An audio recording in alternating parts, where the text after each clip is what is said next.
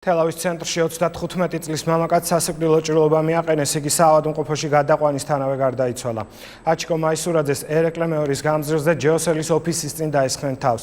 ერთ-ერთი ვერსიით მკვლელობა შურისძიების მიზნით მოხდა. გავრცელებული ინფორმაციით დაღუპული 12 წლის წინ კანონიერი ქურდის მკვლელობისთვის იყო ნასამართლები.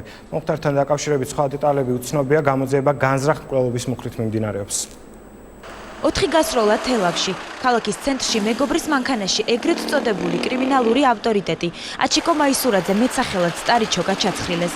შემთხვევა ერეკლე მეორის ქუჩაზე ჯეოსელის ოფისის წინ სავარაუდოდ ღამის 23 საათზე მოხდა.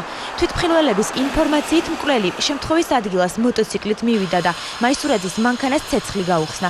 მაისურაძეს 2 ტყვია მუცლის არეში მოხდა. ღამით ქალაქის ცენტრში ჩაცხრილეს მეგობართან ერთად გვერდზე და მეგობარი აჩიკო მაისურაძე. ფაქტის მე არ შევსწრები ვარ, მაგრამ ქალაქში რო გამოვედი, აი გამბავი გავიგე, მიაყენა მძიმე დაზიანებები, რის შედეგადაც გარდაიცვალა. როგორც ამბობენ მოქალაქეები, მოტოციკლით ზემჯდა რა ის ბიჭი და მანქანაში ჩაუცხრილია. 35 წლის არჩილ მაისურაძეს შემთხვევის ადგილიდან თელავის რეფერალურ საავადმყოფოში მისმა მეგობარმა საკუთარი მანქანით გადაიყვანა. მძიმე ჭრილობების გამო მაისურაძის გადარჩენა ექიმებმა ვერ მოახერხეს. ის ოპერაციის დროს გარდაიცვალა. არტერიული წნევა არ იზომებოდა, იყო უკიდურესად მძიმე მდგომარეობა, დაუყოვნებლივ იქნა აყვანილი საოპერაციო ბლოკში და დაწყებული იქნა ოპერაციული მკურნალობა. დაახლოებით 15 წუთში განვითარდა ასისტოლია, გააჩერა გული პაციენტმა. რეანიმაციულმა კომისიებმა შედეგი ვერ გამოიღო, დაფიქსირდა ბიოლოგიური სიკვდილი. გავრცელებული ინფორმაციით დაღუპული 12 წლის წინ კანონიერი ქურდის მკვლელობისთვის იყო ნასამართლები და სასჯელი სრულად ჰქონდა მოხდილი. ერთ-ერთი ვერსიით გუშინდელი მკვლელობა წარსული დანაშაულის გამო შურისძიების მიზნით მოხდა.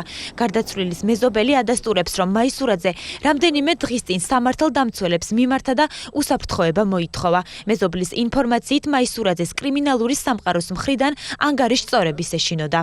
წლების წინ აჩიკო იყო ნასამართლები, მან ერთ-ერთი შელაპარაკების დროს მოკლა კანონიერი ქურდი, თუმცა ამისათვის მან სასჯელი მოიხადა სრულად და არანაირი პასუხისმგებლობა მას არ ეკისრებოდა. აჩიკო მიმართავდა შინაგან საქმეთა სამინისტროს და სთხოვდა, რომ მისი სიცოცხლე გადაერჩინათ და მისი უსაფრთხოება ყოფილიყო დაცული. თელავის ცენტრში მომხდარ მკვლელობასთან დაკავშირებით სხვა დეტალები ამ დროისთვის უცნობია.